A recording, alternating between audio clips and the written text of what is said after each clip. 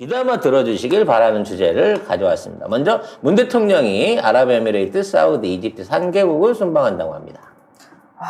끝까지 굉장히 바쁘시네요. 네. 오는 15일부터 6박 8일 일정으로 중동 3개국 순방에 나서는 문재인 대통령의 정상외교는 수소, 수출, 수주 세 가지 키워드의 경제 행보에 초점이 맞춰져 있다. 청와대 고위 관계자는 12일 춘추관에서 기자들과 만나 UAE, 사우디, 이집트 3개국은 우리나라의 중동, 아랍권 전통적 우방국들이자 글로벌 에너지 공급망, 해상 물류체계 안정에 핵심적 역할을 한다면서 국제사회 평화와 안정, 지속가능한 세계 경제성장 등에 전략적으로 중요한 국가들이라고 순방의 전략적 가치를 설명했다. 네, 이거 일단 일정상으로도 대단한 매머드 일정입니다. 3개국을 가는데 6박 8일이에요. 거의 한 나라에 1박 2일. 예, 거의 2박씩 주고 있는 거야. 이틀씩 주고 있는 거예요. 그러면 임기 이제 불과 3개월 한 3, 4개월 앞둔 대통령을 상대로 이 국가들은 뭐 얼마나 대단한 미래의 약속을 하기 위해서 이렇게 중동 3개국을 상대국에서 이걸 보게 됐을까요? 심지어 지금 이 3개국이 초청을 해서 대통령이 그렇죠. 가는 겁니다. 어쩔 수 없이. 어마어마한 뭔가 부탁을 하려고 문재인 대통령을 부른 겁니다. 왜? 그 뒤에 올 사람이 더 깐깐하다고 중동에도 소문이 난 거예요. 무섭거든. 무서운 삼촌. 근데 문재인 대통령 그동안 중동 외교에 쭉 신경을 오랫동안 써온 분이고 특히 아랍에미레이트 같은 경우에는 거의 뭐 그 왕세자하고 지금 깜보 먹을 정도로 같이 차 타고 둘이서 독대하면서 운전해 가면서 대화할 정도로 엄청나게 친밀한 관계를 이루고 있거든요. 그래서 우리가 기대할 수 있는 그러니까 그동안 늘 우리 대통령 늘 보따리를 싸갖고 오셨습니다만 이번에도 어마어마한 보따리를 싸오게 될 것이다. 네. 라는 예상이 가능하다는 거죠. 그럼 어떤 보따리일 것이냐? 이거를 구체적으로 설명해주는 송작가 TV만의 시간을 가져보기로 하죠. 자, 먼저 수소, 수출, 수주 이렇게 세 가지 얘기하는데요. 세 가지 키워드를 이렇게 설명하면 좀 애매한 거고, 네, 이렇게 바꿔서 얘기하면 일단 방산 수출, 두 번째는 수소 에너지 전환, 그리고 사회 인프라 시설 투자입니다. 건설이죠. 그게 이제 수소, 수출, 수주구만. 네. 요 세 가지로 키워드로 이해를 하면 훨씬 더 현실적으로 올 수 있습니다. 일단 먼저 방산에 대한 부분을 얘기를 해볼게요.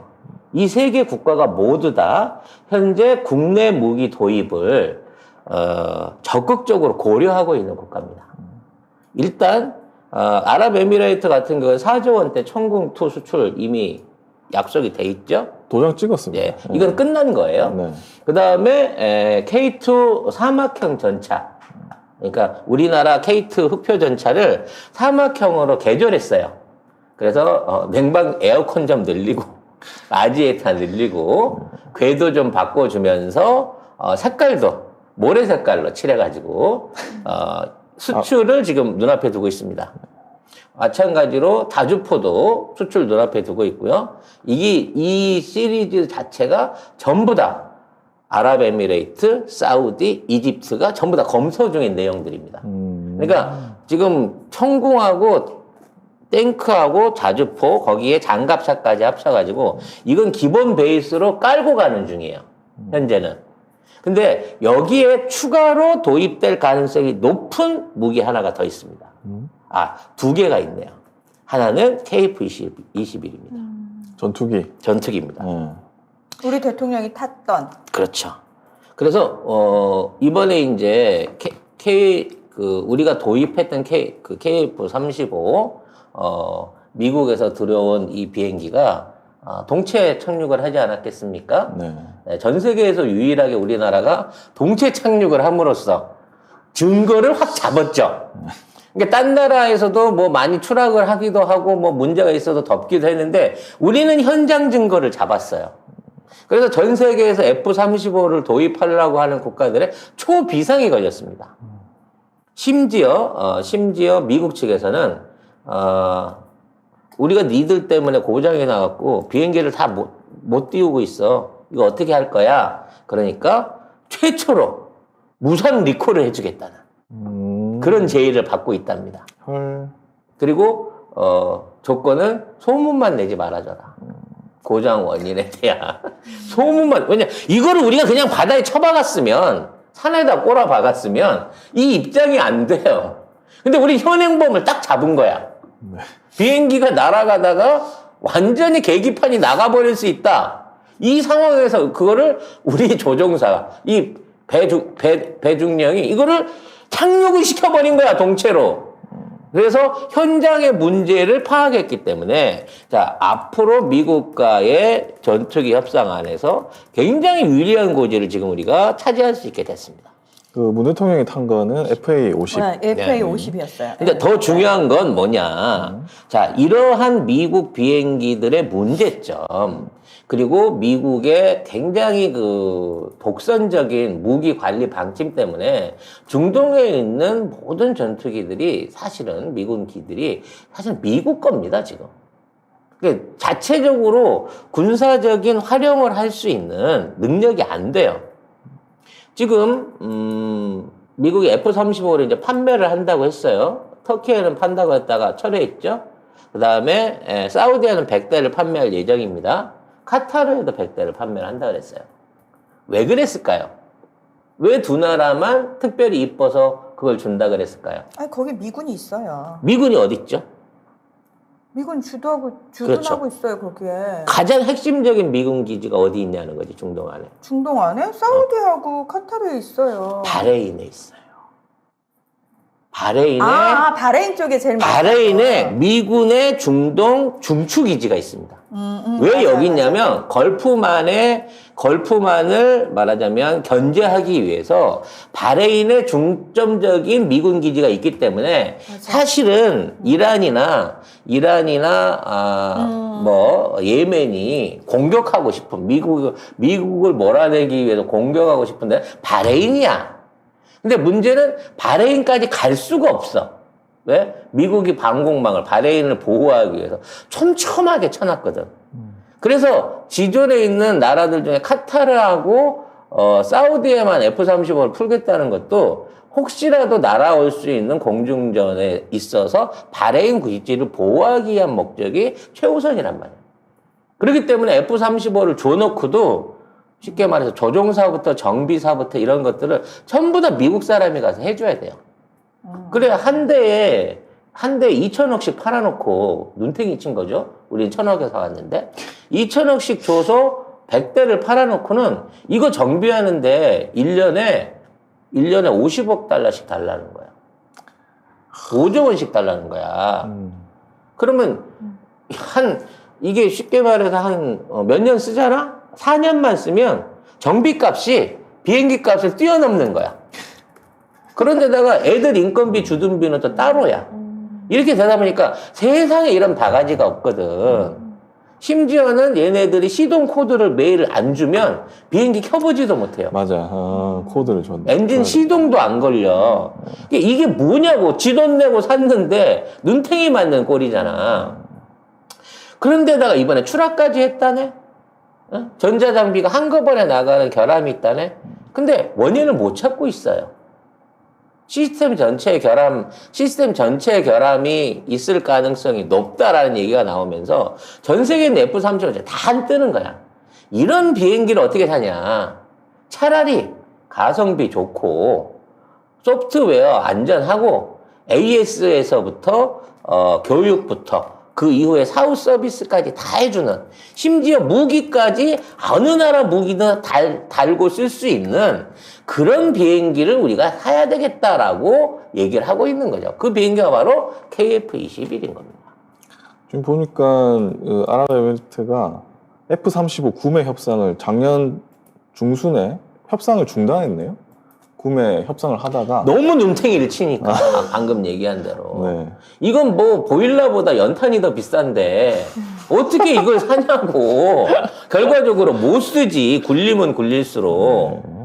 결과적으로 이러한 부분 안에서 외국의 눈치 안 보고 그 다음에 안전하고 가성비도 좋고 AS도 좋은 한국산 무기들을 엄청나게 선호하게 되는 거야, 이 국가들이. 아니 근데 선택의 여지가 한국밖에 없는 게 미국 거를 안 하고 다른 나라 거를 한다고 했을 때 미국이 가장 발끈하지 않은 그리고 기존에 도입되어 있는 미국 무기와 가장 잘 시스템 교환이 잘 될 무기는 대한민국 무기밖에 없기 때문이에요. 선택의 여지가 없어요. 그렇죠. 왜냐하면 대한민국이 수출하는 자주포, 전차, 이 파워 트랙, 이제 파워팩도 한국 걸로 다 바꿨어요.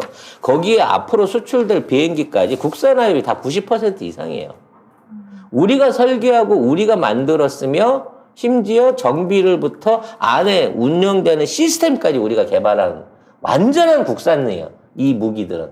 그렇기 때문에 절대 다른 국가들이나 외부 국가들한테 눈치를 보지 않고 마음대로 편성할 수 있다는 거죠. 그리고 또 하나의 5번째 무기. 앞으로 우리가 2035년에 2025년까지 마무리 지을 저궤도 위성을 통한 공중감시 시스템입니다. 위성 감시 시스템이죠. 왜 필요하냐? 일단 아랍에미레이트하고 우리하고는 똑같이 미국이랑 같이 하고 있는 그 달나라 프로젝트 아르테미스 계획의 회원국이기도 해요.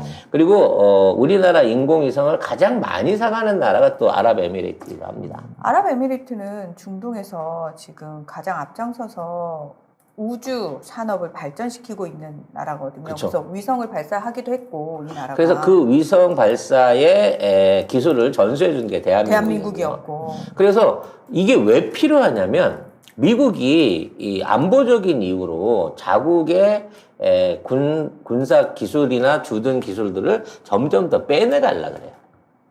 그래서 사실 중동 지역 안에는 그 연결될 수 있는 위성 시스템이나 감시 시스템 같은 것들이 군사 위성 시스템이 사실상 존재하지 않습니다. 고궤도 위성이 없는 거예요. 그리고 그렇기 때문에 미국의 어떤 그 지금 있는 위성 감시 시스템이 빠져나가 버리면 또 거기에 대한 제공을 못 받으면 사실상 먼 원거리에 있는 적에 대한 탐지가 불가능해요. 왜? 중동에 높은 산이 없거든. 그래서 지평선 너머를 관측하기 위해서는 인공위성에 의한 관측과 감시가 반드시 필요해요. 근데 그러한 기술들을 자체적으로 확보하는데 아무도 이걸 수출을 안 해. 유일하게 할 수 있는 국가가 대한민국밖에 없는 거예요. 우리는 이제 2025년 되면 100kg 미만의 저궤도 A사 레이더 위성들을 띄워 올려가지고 이거 한 20-30개 깔아갖고 대한민국 한반도 주변을 촘촘히 감시할 수 있거든요. 이 시스템이 있는 걸 알고 있기 때문에 중동도 이걸 간절하게 원한단 말이에요. 그래야 자주국방이 돼. 지네 나라 지네가 지키면서 비행기 띄우고 전차 보내고 이게 다 가능하다는 거거든. 그래서 이 중동 국가들이 앞으로 미국과 중국, 러시아를 배제한 자체적으로 국방력을 키우는 데 있어서 파트너로 전부 다 대한민국을 찍고 있다는 거죠. 한국일보 작년 10월 11일 기사를 보니까 제목이 이렇습니다. 한국이 기술 줬던 UAE 우주 강국이 되다. 이렇게. 우리나라가 기술 줬대요. 근데 우리가 기술을 줬는데 왜 우리는 우주 강국이 안 됐을까? 그러게. 우리가 줬으니까 분명히 기술이 우리는 돼야 있다는 거 되는데. 아니야. 그러니까. 결과적으로 맘만 먹으면 우리도 금방 우주 강국이 된다는 거예요. 아, 미사일 사거리 해제되자마자 한 것처럼. 발사체 지금 이번에 5월 달에 땡긴다는 거 2월 달로 땡겨서 띄운대잖아요. 네. 이번에 띄우면 연습하는 게 그거야. 여러 개 로켓에서 여러 개의 인공위성을 나눠갖고 다양한 궤도에 진입시키는 그 실험을 할 거예요. 그것만 되면 이제 앞으로 우리가 상업위성을 한꺼번에 한 15개, 20개씩 싣고 올라가가지고 궤도에다 쫙 뿌릴 수 있거든. 이러한 기술에 대한 상용화가 연내 가능할 것으로 보여집니다. 이거는 너무 걔들도 원하고 있는 거야. 그러면 이렇게 생각할 수 있죠. 아니 그러면 그 좋은 기술 유출시키지 말고 우리만 알고 꽁꽁 우리만 써야 되는 거 아니야? 아니에요. 얘들 거랑 같이 만들어야 우리 제조 단가도 떨어집니다. 결과적으로 규모의 경제가 돼야만 우리가 빨리 이걸 실용화하고 배치하는 데 도움이 돼요. 그래서 아마 이번 선방을 통해 갖고 이러한 얘기들이 오갈 거예요. 그러면 걔네들은 전폭적으로 한국 물건을 주세요. 딴 나라는 안 줬으면 하는 바람이 있습니다. 요거예요, 얘들은. 결과적으로 이제 사우디도 그렇고 맨날 밑에 있는 예멘한테 주어 터지는 이유가 무기를 열심히 돈 줘서 사들이잖아. 그래서 딱 무기고에 넣으면 그 다음날 털려요, 반군한테. 그래갖고 그 무기로 공격을 하는 거야. 그래서 지금 중동에는 어느 정도냐면 길거리에 골목길 걸어가다가 돌뿌리 잘못 걷어차면 그게 수류탄이야. 아유, 다녀오셨나 봐요. 갔다 온 사람 얘기해 주더라고. 더 웃기는 건 뭔 줄 알아? 수류탄 껍데기에 다 한글이야. 그리고 담배꽁초보다 탄피가 더 많이 떨어져 있다는 얘기가 있을 정도로. 물론 뻥일 수도 있겠지만. 담배를 구하기가 힘들어서. 담배보다 싸서. 담배를 담배보다 흔해서. 생필품 네. 구하기가 힘들어. 그만큼 한국 무기가 전방위적으로 뿌려져 있는 거야. 분명히 우리는 적성국에는 안 팔았거든. 응? 예멘 이런데 뭐 후티 반군 이런데 안 팔았는데 걔네들이 전부 다 그거 입고 있는 거야 지금. 그거 입고 우리 무기 쓰고 있는 거야. 병신같이 사우디가 다 빼앗기니까 그렇지. 그래서 얘네들이 그거를 요구할 거야. 우리만 쓸 수 있게끔 키 하나 달아주세요. 뺏겼을 때 그거 안 나게. 그 미군 무기처럼? 옵션 하나 달아주시고 키번호 우리 주세요. 뭐 이런 다양한 얘기들이 유지가 될 것으로 보여집니다. 그러면 좋아, 그렇게 해줄게. 우리도 좀 뭐가 좀 있어야 될 것 같은데 라고 얘기했을 때 아유, 우리가 한국하고 협력할 게 엄청 많아요. 저희 앞으로 자체적으로 공단부터 시작해가지고 여러 가지 그 신도시를 비롯해 철도 뭐 이런 것들 전부 공사 한국에 몰아드리겠습니다. 왜? 그동안 중국한테 맡겼더니 되는 것도 없고 해놔도 불량이고 엉망진창이에요. 그런 상황에서 한국이 와서 지하철 뚫어주시고 건물 올려주시고 신도시 건설하시고 스마트 시티 다 지으세요 라고 다 퍼주겠다고 하겠다는 거지. 그래서 보면은 두바이도 그렇고 그러니까 이 삼국 자체 보면은 다 경제인들하고 만남이 있어요. 다 그 나라마다. 대통령하고. 그렇죠. 그리고 대통령이 거기 가서 또 기조연설을 합니다. 수소 관련해가지고 또 기조연설도 하고. 네, 그런 게 다 포함이 되어 있습니다. 그러니까 지금 이제 방금 얘기한 대로 수주까지는 얘기를 했어. 가장 핵심인 수소를 안 했어. 자, 왜 수소를 해야 되느냐? 지금 전 세계가 이제 석탄 에너지에서 빠져나가려고 하잖아요. 그렇게 되다 보니까 앞으로 에너지 대세가 수소가 된다는 거는 이건 당연지사야. 네. 당연지사인데. 잠깐만요. 네. 정란이님께서 사우디는 돈도 많은데 국방력을 안 키우고 뭐 했는지 사실 되게 궁금하실 거예요. 네. 여러분 모르셨군요. 사우디가 국방비 지출이 세계 4위 5위권이고요. 1년에 무기 도입을 두 번째로 많이 하는 국가입니다. 그러니까 돈을 많이 써요. 문제는 사우디의 군대에 장비를 갖다 놔도 이 장비를 운영하려고 하는 사람이 없어. 왜냐하면 사우디나 아랍에미리트 같이 산유국들은 일단 국민들한테 세금이 없고 국가 지원금이 워낙 많이 나와가지고 내가 사우디에서 태어났어라는 이유 하나만으로 굳이 내가 어려운 걸 할 이유가 없어요. 그러니까 대학을 다 보내줘요. 그러면은 굳이 대학에 가서 내가 머리 아프게 머리 싸매고 의대 공부를 할 필요 없어요. 그렇지. 돈을 가지고 외국의 의사들 수입해서 써요. 문제는 이 사람들은 그럼 뭐 하냐? 종교 관련 전공밖에 안 해. 그게 그나마 제일 쉽거든. 그래서 자국을 우리가 군인이 돼서 지켜야지라는 생각 자체가 그 나라 사람들한테 없다고 보시면 돼요. 왜 그래? 그냥 저기 외국에서 살면 그러니까 되지. 생활비가 거의 안 들어요. 그러니까. 기름값 거의 공짜고요. 전기료 거의 공짜고요. 주택이나 뭐 이런 거는 직장을 가지면 무조건 주고요. 학교도 그냥 네, 보내줘요. 학교도 공짜로 보내주고요. 심지어 고등학교 때부터 용돈 주거든요, 네. 나라에서. 학교에서 교육비 보조, 교육비 아니라 생활비 보조해주고요. 네, 생활비 보조해줘요. 거기서 아무것도 안 하고 논다. 그러면 1년에 일종의 생활 보조비로만 1인당 한 14,500불 정도가 나온대요. 그러니까 5가족이 모이잖아. 내가 백수가 5가족이 모이면 65,000불 수입이 있는 그냥 살아요. 아무것도 안 해도 살아. 한 3명 모이면 먹고 살고 5명 모이잖아? 그러면 부자야, 그냥. 그러니까 국가연금 지원받아서 벤츠 타고 다닐 수 있어. 맞아요. 왜 기름값이 싸거든. 그러니까 그런 나라이기 때문에 야, 너 군대 가갖고 아침 6시부터 저녁 9시까지 근무 좀 할래? 내가 너 연봉 1억 줄게. 에이, 힘들게. 내가 왜 그런 거래? Wow, fuck you. Are you crazy? 나를 뭘로 보고?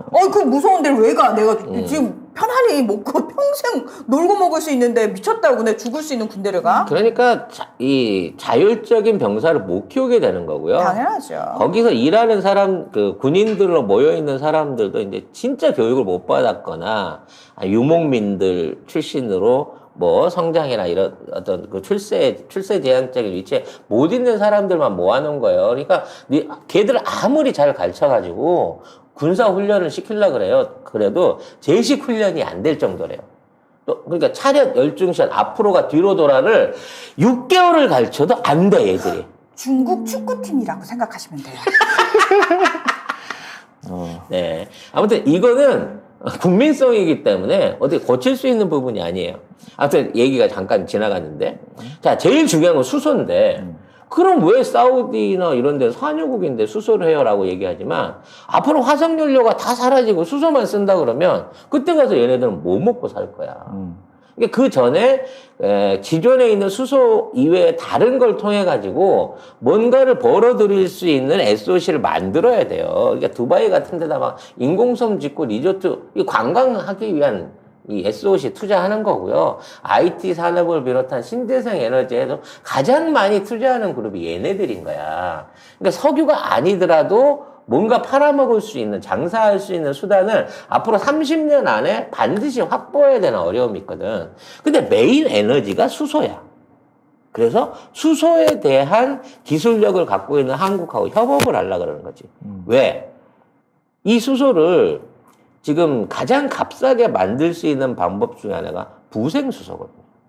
가스와 석유에서 수소를 분리해낼 수 있단 말이야. 그러니까 기존에 있던 석유 수출국에서 수소 수출국으로 넘어갈 수 있다는 거지. 지금 투자를 해놓으면. 그러니까 이 산유국들의 근본적인 고민이 뭐냐면은 더 이상 이제 석유, 원유를 팔아서 지금의 국가 재정을 유지할 수 없는 시대가 반드시 올 텐데 그때에 대비해가지고 빨리 대체제를 마련해 놓지 않으면 지금 국민들 사실 아랍에미리트도 그렇고 사우디아라비아도 그렇고 전제 왕조 국가예요. 그렇지. 왕이거든. 왕이에요. 근데 국민들이 아무 불만이 없는 이유가 뭐냐면 국가에서 돈을 다 대주니까. 근데 만약에 이제 더 이상 원유가 에너지로서의 영향력을 잃어버리게 되면은 국민들한테 기존에 해주던 그 지원을 못 해주게 되면 100% 불만이 나오고 반정부 시위는 일어날 수밖에 없고 그렇게 되면 왕조 국가가 다 뒤집어질 가능성은 너무나 불을 보듯 뻔하거든요. 주변 국가들을 봐도 그렇고 그렇기 때문에 사실은 이 나라들 입장에서는 거의 절체절명의 어떤 국가의 미래가 걸린 사업이라고 보면 되는 거예요. 심지어 뭐 여기는 언급이 안 돼 있습니다만 난 앞으로 중동의 그 사막화를 녹지화하는 데 있어서 한국의 수자원 기술이 엄청나게 히트칠 상품이 될 거라고 봐요. 지금은 이제 바닷물 가지고 이 담수화 해가지고 수도되는 정도에 그치고 있지만 이제는 사막을 녹지화 만든다니까. 아랍에미리트 쌀 농사 짓는데 성공했잖아. 물론 쌀 짓는데 물값만 2천만 원 들었다니까 한 달에. 남는 쌀은 아니에요. 아이 뭐 거기 뭐 돈 많은데 뭐. 그렇지만 이제 앞으로 이런 나라들한테 수자원을 개발해주고 새로운 수자원을 만들고 호수를 만들어가지고 그 땅을 녹색으로 만들어줄 수 있는 플랜트가 가능한 국가가 대한민국이라는 거야. 네, 2월 7일에 중동 간 K스마트팜 UAE 사막 한가운데서 농사 한국경제 보도가 나왔었습니다. 네. 이게 이제 저거는 뭐라 그러나 공장식으로 건물을 지어놓고 하는 거지만 그래도 저 나라에서는 싸게 먹히는 거예요. 수입하는 것보다. 식량 안정도 되고. 그래서 앞으로 중동 쪽에 들어갈 또 하나의 핵심 사업 구조가 스마트팜이다. 라는 부분에 대한 얘기도 좀 드려야 될 거고요. 그리고 이 기사에도 그게 있습니다. 걸프 협력 이사회 6개국의 사막 기후 적응형 시장에 진출할 거다. 농식품부 관계자가 이렇게 얘기를 했거든요. 그러니까 진짜 사막에서 뭔가 키울 수 있는 그런 걸 만들려나 봐요. 많은 분들이 이제 방금 댓글에 보니까 수소차 안 나오니까 수소 경제 없는 거 아니에요? 수소차는 그냥 전기차예요. 전기차인데 수소를 집어 넣으면 전기차 배터리가 오래 간다는 차이가 있을 뿐이지 수소차도 전기차입니다.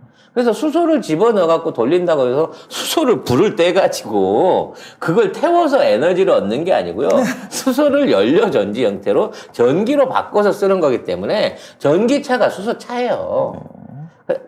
근데 이제 내가 보기에는 수소 이 에너지는 중앙 집중식 저장형이라 공급소 같은 데서 쓰여지지 결과적으로 전부 개별적인 전기 에너지들을 편하게 쓸 수 있는 방식대로 우리나라 기술이 이 헤게모니로 완전히 바꿔놓을 것 같아요. 어느 정도까지 우리 기술이 와 있냐면 배터리 없이 자동차를 만들 수 있는 정도의 이론적인 성공에 가까워 와 있습니다. 저기 써니설님께서 방송 들은 지 얼마 안 됐다 그러니까 친절하게 이제 우리 다른 청취자분께서 처음 들으면 약간 사기꾼 냄새가 날 수 있어요. 그래서 제가 계속 기사를 찾는 겁니다, 여러분. 네. 계속 들으시면 괜찮다고 얘기하는데 계속 기사를 찾아요. 뭐의 문제일까? 뭐의 문제일까? 자괴감을 느끼네. 나 지금 그 댓글에 나 지금 심각하게 어떡하지? 뭐의 문제일까? 빨리 그걸 고쳐야 되지 않을까? 왜 사자 냄새가 날까? 많은 분들이 송비형을 넣고 가느냐 그런 차가 아니고요. 지금 우리나라가 탄소섬유 있잖아. 탄소섬유에 전기를 저장할 수 있는 기술을 개발했어요. 한국에너지연구원에서 기존에 있는 탄소섬유는 자동차의 철판을 대신할 수 있는 구조체로 쓸 수 있는 거야. 철보다 가볍고 훨씬 강도가 세죠. 그러니까 이건 구조체인데 여기에다가 전기까지 저장할 수 있는 기술을 세계 최초로 발명했단 말이야. 그럼 어떻게 되겠어? 자동차 차체를 탄소섬유로 만들고 거기에다 전기를 저장하는 거야. 그러면 배터리가 필요가 없어. 그럼 배터리 가격하고 배터리 무게가 빠지잖아. 그렇게 되면 어떻게 된다? 자동차가 엔진이 없는데도 굴러가는 이런 놀라운 자동차를 만들 수 있는 원천 기술까지 우리가 확보를 했다는 거지. 그러니까 지금 우리나라의 기술력은 외계인을 한 개 군단을 데리고 엄청나게 고문하고 있는 수준의 기술력을 계속해서 만들어내고 있어요. 여러분 송 작가님 얼굴을 어떻게 좀 고칠까? 어떡할까? 가면 쓰고 할까? 이거 어떻게 해야 돼? 방법이 지금 다들 없습니다. 간증이 저는 아직까지도 의심스러워요. 그러나 보고 있다는 거. 네. 하지만 현실이 된다는 게 중요한 거 아니겠습니까? 아무튼 지금 이 그럼 국가들이 어떻게 아쉬운 대로 저라도 좀 믿어보세요. 저는 그래도 저는 공신력 있는 너 CNN 출신이라 그래서 공신력 없어졌어. 뭔 소리 하고 있어 지금. 네. 아유 나 참 큰일이네. 예. 아무튼 지금 있는 상황에서 이 국가들은 우리랑만 친했으면 좋겠다는 게 유일한 과제인 거예요. 그러나 그럴 수 없어. 그럼 우리는 근데 어떻게 좋은 건 나눠 가져야지. 어떻게 만인의 연인이야 대한민국은. 근데 또 우리가 굳이 또 이란이 와서 도와달라는데 이라크가 와서 도와달라는데 굳이 그거 발 뺄 이유는 없거든. 그러니까 그럼요. 적당한 선에 합의 보시겠죠. 자, 일단 우리 공사 수주 주는 거 보고 결정할 거고요. 네. 키는 따로따로 해갖고 안심 키로 해드릴게. 최소한 예전처럼 그러니까 그렇게 표현을 하지 마. 그러니까 사자 냄새가 나잖아. 예전처럼 무기 뺏겨갖고 그걸로 처맞는 일은 없게끔 최소한 시동은 당신만 걸 수 있게 해드릴게요. 뭐 요 정도 선에서 합의를 볼 수 있을 것 같습니다. 아무튼 지금 우리 이제 멤버십 방송을 한번 보세요. 지정학 관련해서 내가 바로 오늘 오전에 중동 관련한 지정학 얘기를 했는데 오늘 이 뉴스가 떠가지고 정말 참 절묘하다라고 생각을 하기도 했는데 아무튼 이러한 분야 안에서의 다양한 협력들을 적극적으로 요청하고 있는 거야. 뭐 사우디에서는 뭐 인공섬 있잖아요. 거기에 우리나라 기업들이 좀 와서 공사 좀 해줬으면 좋겠다. 뭐 이런 것도 있습니다. 왜냐면 중국이나 일본이 만든 인공섬은 다 가라앉거든요. 저희가 그 선글라스 광고하니까 많은 분들이 야, 엄마 아빠만 쓰면 꼭 애들이 내 거는 네. 그래서 애들용도 필요하다고 하셔가지고 저희가 정말 0세부터 지금 12세? 선글라스를 아동용으로 별도로 출시해서 지금 추가로 판매를 하고 요게 0세부터 쓸 수 있는 건데요. 이거 보세요. 완전 귀엽죠? 5세 정도 쓸 수 있는, 네. 그리고 이거는 진짜 샤랄라 공주 좋아하는 애기들한테는 요 선글라스가 딱입니다. 지금 종류별로 사실 되게 많으니까 애기들하고 이렇게 아이가 같이 엄마, 사이트 보고 고르세요. 같이 너 고르면 마음에 되잖아. 드는 너 거 어떤 골라 거 그러고 좋아? 얘기하시고요. 이러면서. 이 코코리 선글라스는요. 일단 이제 절대 안 깨집니다. 아니 근데 네. 이게요. 그 방탄이거든요. 이게 차로 밟아도 안 깨, 망치로 때려도 안 깨져요. 너무 이뻐요. 그래서 대부분 이제 렌즈로 된 걸 잘못 끼면 사고 났을 때 아이가 다치거나 눈에 손상이 평생 가는 거잖아요. 그렇죠. 이게 안전해야 되고 오히려 이걸 쓰고 있는 게 애들이 넘어지거나 야외나 나뭇가지나 뭐 이런 데 쓸리거나 찔릴 수 있는 거를 오히려 방어해 줄 수 있는 방탄 기능이 있는 거고 그다음에 이걸 입안에 넣어도 안전할 수 있는 안전한 플라스틱 소재를 사용했기 때문에 러버 소재예요, 이게. 그래서 자외선 차단, 내구성, 내화학성, 내충격성을 다 가지고 있는 TAC 편광 기능까지 있는 렌즈라는 거죠. 애들 눈 어릴 때 사실 잘 보호해 줘야 되거든요. 그래서 철저하게 검증된 제품으로 씌워 주셔야 되고 가격도 사실 29,900원이면 비싼 편이 결코 아니에요. 이건 깨끗해 보이지만 안에 편광 기능 들어 있는 거라서 그거 자외선 진짜. 차단됩니다. 이게- 그래서 이게 얼마? 29,900원에 하고 있는 겁니다. 홈페이지에 있는 애들 사진 보지 마세요. 기절합니다. 너무 귀여워가지고.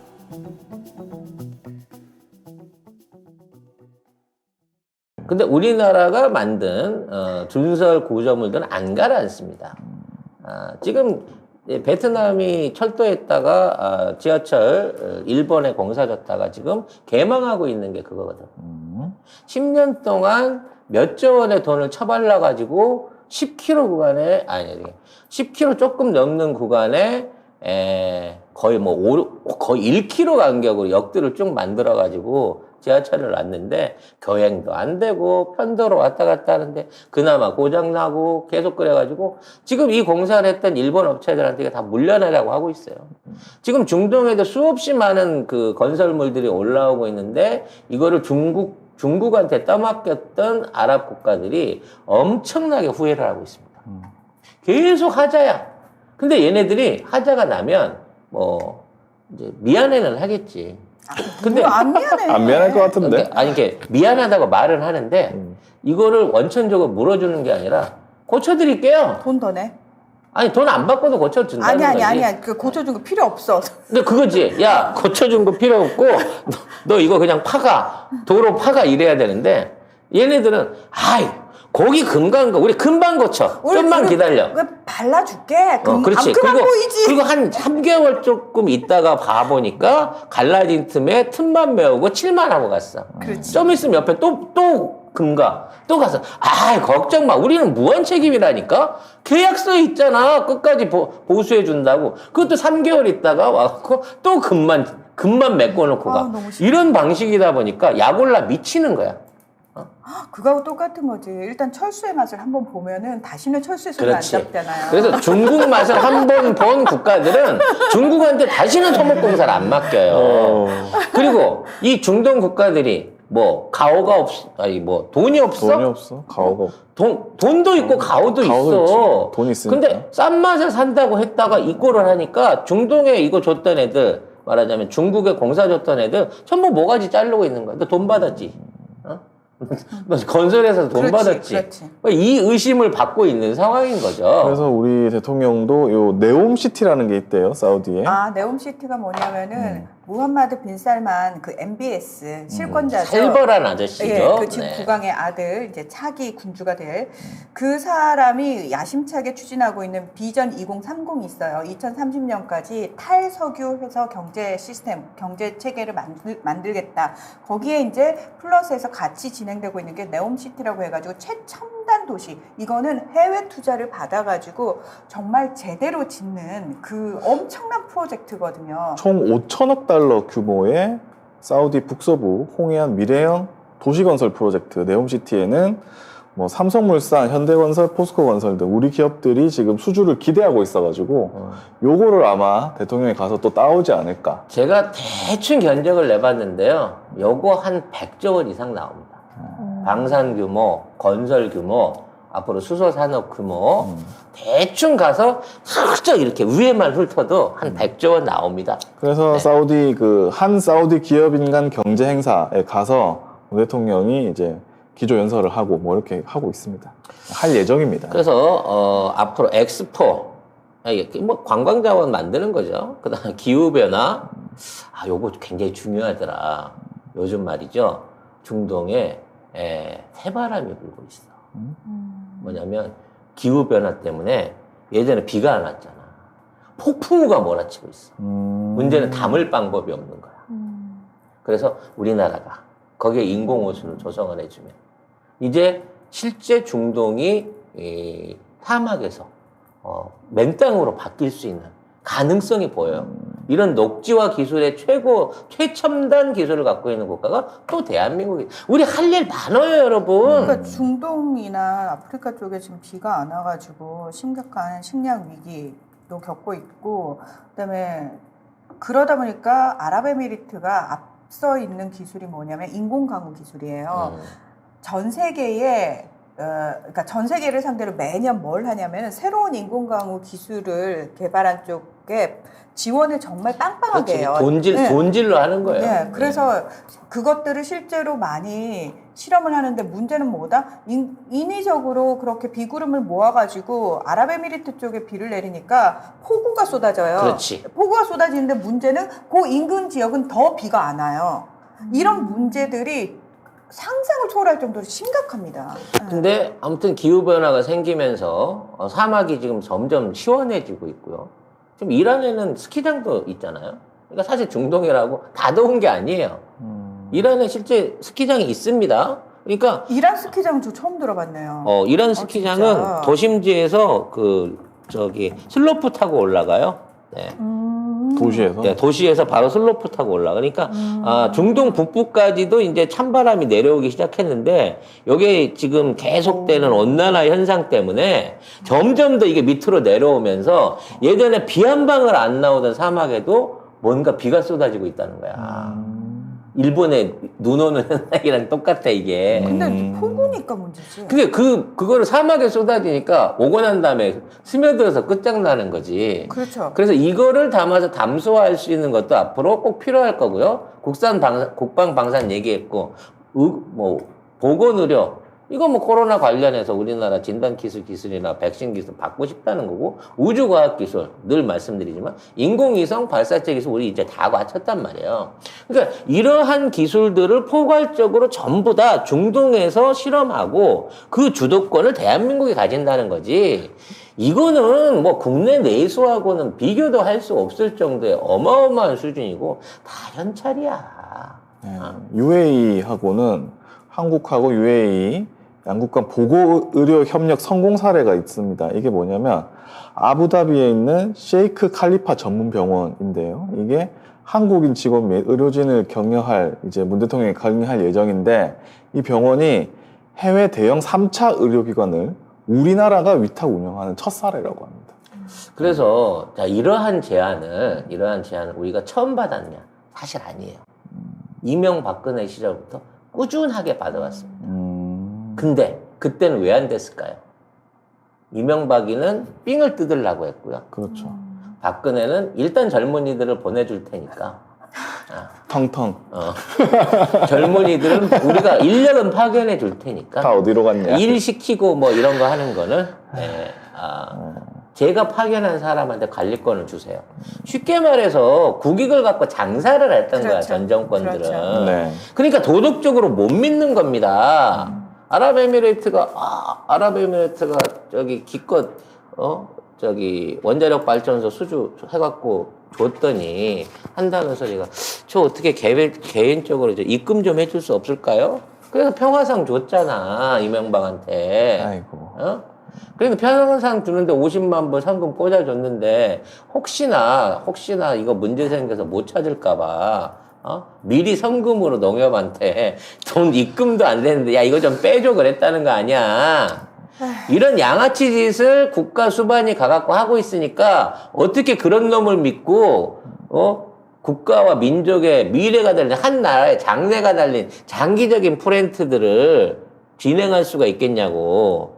그래서 이러한 신뢰, 지금에 있는 방산 무기부터 시작한 이러한 그 사업적인 신뢰를 얻기 위해서, 정말 우리 대통령을 비롯한 외교 관계자들, 사절들이 뻔질나게 중동을 다녔어요. 그런 가운데 그나마 가장 우리랑 그 손을 잡고 우리한테 우호적이었던 게 아랍에미레이트였고, 그래서 아랍에미레이트에서 몇몇 가지 성공 사례, 몇몇 가지가 아니죠. 보건의료, 우주과학, 뭐 그 사막 녹지화부터 시작해서 무기까지 여러 가지 성과들을 내온 거고, 아랍에미레이트가 이렇게 되다 보니까 그럼 사우디도 나도 하고 있는 거고.